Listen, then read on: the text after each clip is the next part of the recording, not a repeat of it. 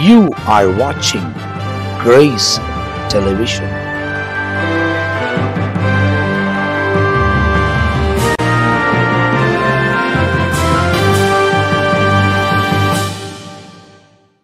எனக்கு அன்பானவர்களே, இயேசு கிறிஸ்துவின் நாமத்தில் வாழ்த்துக்கள். இயேசுவோடு பேசுவோம் வாருங்கள் என்ற நிகழ்வில் மீண்டும் ஒரு வசனத்தை வைத்து உங்களுக்காக ஒரு வார்த்தையை தியானிக்க ஒப்பு கொடுப்போம். நேரடியாக கர்த்தருடைய வார்த்தையை சொல்லுகிறேன். 42ஆம் சங்கீதம் வசனம் 11. என் ஆத்துமாவே, நீ ஏன் கலங்குகிறாய்? ஏன் எனக்குள் தியங்குகிறாய்? தேவனை நோக்கி காத்திரு. என் முகத்துக்கு ரட்சிப்போம். என் தேவனுமாய் இருக்கிறவரை நான் இன்னும் துதிப்பேன். தாவீதின் அனுபவம். அவரே தன்னுடைய ஆத்மாவை பார்த்து சொல்றார்.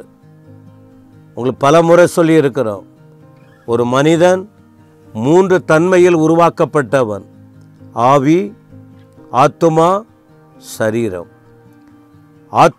சரீரத்தை பார்க்க முடியும், ஆவியை ஆத்துமாவை கண்ணால் பார்க்க முடியாது. ஆனால் ஒரு மனுஷன் உயிரோடு இருக்கிறான் அல்லது செத்து போகிறான்னு சொன்னால், ஆத்துமா உள்ளே இருக்கிற ஆவி போயிடுச்சுன்னா அவன் செத்துட்டான்னு சொல்கிறோம். ஆனால் ஆத்துமாவும் ஆவியும் பிரிக்க முடியாது. அது இந்த சரீரத்துக்குள்ளே இருந்து பாதுகாக்கப்படுகிறது. இப்போ பிரச்சனை வருது, ஆவி சோர்ந்து போகுது, உடல் பாதிக்கப்படுது. தாவீது சொல்கிறாரு தன் ஆத்மாவை பார்த்து. அப்போ ஆத்மாவின் தன்மை என்ன? கலங்கக்கூடிய ஒன்று. சரீரம் கலக்கம் இல்லை. சரீரத்தில் ஏதாவது ஒரு பிரச்சனை வந்தால் வலி இருக்கும், சோர்வு இருக்கும், அவ்வளவுதான். ஆனால் வலி ஆத்மா. இந்த ஆத்மான்னு ஒன்று இல்லைன்னா ஒன்றுமே இல்லை. இப்போ அந்த ஆத்மாவை பார்த்து சொல்கிறாரு, ஏன் நீ கலங்குற? எனக்குள்ளேயே ஏன் போராடிக்கிட்டு இருக்கிற? ஒன்று செய்ய, இந்த ஆவியையும் இந்த ஆத்மாவையும் இந்த சரீரத்தையும் படைத்த தெய்வம் ஒருவர் இருக்கிறாரு, அவர்கிட்ட உன் ஆத்மாவை அமர பண்ண. தன் உள்ள இருக்கிற ஆத்மா போராடிக்கிட்டு இருக்கு. தாவீது சொல்றாரு, ஓன் தெய்வம் அவர். இன்னைக்கு உனக்கு ஆத்மான்னு ஒன்று ஒரு மேன்மை இருக்க. இந்த ஆத்மான்னு வந்ததே எதனால தெரியுமா?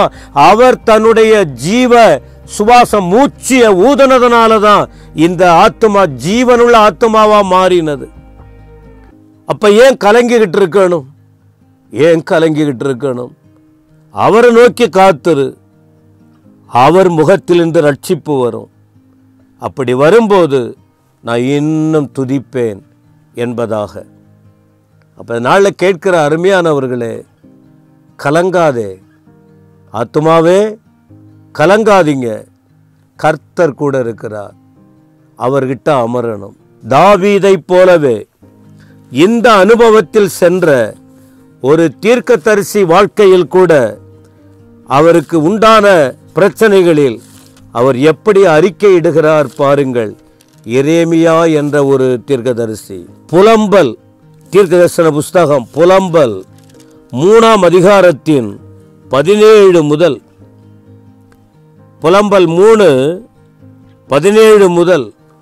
புலம்பல்னாலே தெரியும், ஒரு மனுஷன் கடந்து போன பாதையில் அவன் உயிரோடு இருந்த காலங்களில் எப்படியெல்லாம் தன் வாழ்க்கையில் பட்ட பாடுகள், எதிர்ப்புகள், பிரச்சனைகளை அவர் புலம்பினதை புத்தகமாக எழுதப்பட்டிருக்கிறது. என்ன சொல்றாரு? 17, என் ஆத்துமாவை சமாதானத்துக்கு தூரமாக்கினார். அவர் என்ன எப்படி சொல்றாரு பாருங்க, என் ஆத்துமாவில் சமாதானம் இல்லை, ஆண்டவர் என்ன தூரமாக்கிட்டாரு, அதனால நான் சுகத்தை மறந்துட்டேன், ஆத்மா பலவீனமாயிடுச்சு, ஆத்மாவிலே சமாதானம் இல்லை, அதனால சுகமில்லாம இருக்கிற என் பலனும் நான் கர்த்தருக்கு காத்திருந்த நம்பிக்கையும் அழிந்து போயிற்று. அதிருப்தியான வார்த்தைகளை சொல்லிக்கிட்டு இருக்கிறார். அதிருப்தியான வார்த்தை. என் பலனும் சுகம் போயிடுச்சு, என் பலன் போய்விட்டது, நான் கர்த்தருக்காக காத்திருந்த என் நம்பிக்கையும் அற்று போயிற்று அப்படின்னு சொல்றார். 19ஆம் வசனத்தில் எட்டியும் பிச்சியும், அதாவது கசப்பான எட்டி பிச்சு அப்படின்னு சொல்லியிருக்கு. அப்போ இது என்னவா? கசப்பான ஒரு நிலை.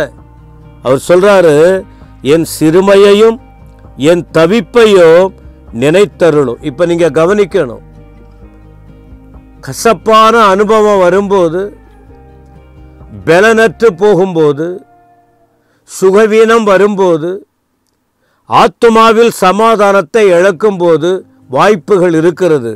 அப்போ என்ன செஞ்சாரா இவர்? என்னை நினைத்தருளும்னா கர்த்தர் நினைச்சாதான் ஒரு பெரிய மாற்றம் வரும். அதனால்தான் தாவீது அங்கே சொன்னார், தேவனை நோக்கி காத்துரு, ஆத்துமாவே ஏன் கலங்குகிறாய்? அதே போலதான் எரேமியா அங்கே சொல்றாரு, ஆண்டவரே நான் கடந்து வந்த பாதை எப்படி இருக்கு பாருங்கப்பா, என்ன நீங்க நினைச்சீங்க ஆண்டவரே. 20ஆம் வசனம், என் ஆத்துமா அவைகளை நினைத்து நினைத்து எனக்குள் முறிந்து போகிறது. அப்போ பயங்கரமான பாடுகள் அவருக்கு வாழ்க்கையில், கடந்து வந்த பாதையில் அவ்வளவு பிரச்சனைகளை அவர் சந்தித்திருக்கிறார். அதனால தான் நினைச்சு நினைச்சு பார்க்கிறாராம், ஆத்துமா நினைக்குது, அது அப்படியே முறிந்து போகிறது. அப்போ முறிஞ்சு போயிடுச்சுன்னா அதை எப்படி கட்டி எழுப்போம்? எலும்பு முறிஞ்சிச்சுன்னா டாக்டர்கிட்ட தானே போகணும். அதை எப்படி முறிஞ்சுதுங்கிறத பொறுத்து தானே. அப்போ ஆத்மா முறிஞ்சு போச்சுன்னா அந்த ஆத்மாவை யார் என்ன பண்ண முடியும்? 21ல் இதை என் மனதில் வைத்து ஒன்று சொல்றாரு, நம்பிக்கையோடு இருப்பேன், ஆண்டவர் மேல நம்பிக்கையாக இருப்பேன். என என்னதான் வந்தாலும் எனக்கு வேற வழி இல்லை, என் தேவன் தான் எனக்கு.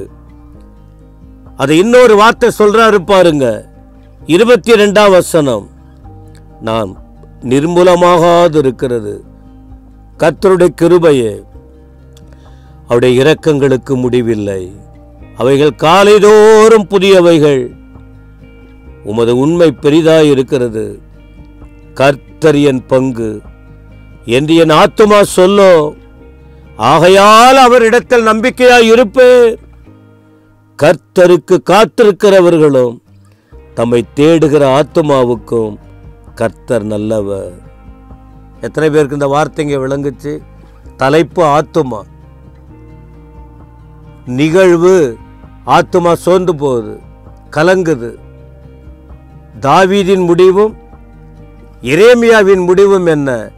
கர்த்தர் தான் எல்லாத்துக்கும், அவர் தான் எல்லாத்தையும் மாற்ற முடியும், அவர் தான் வாழ்க்கையை கட்ட முடியும். அப்போ என்ன செய்யணும்? எனக்கு அவர் தான் நல்லவர். அப்போ என்ன செய்யணும்னா அவர் பாதத்தில் விழுந்துடணும், அவருக்காக வாழணும். வேதத்தில் தெளிவாக வார்த்தைகள் இருக்கு, படிங்க, தியானிங்க, கேளுங்க, கர்த்தரோட நெருங்குங்க. ஆண்டவர் உங்களுக்கு அந்த தயவை தருவார். ஜெபம் பண்ணுவோமா?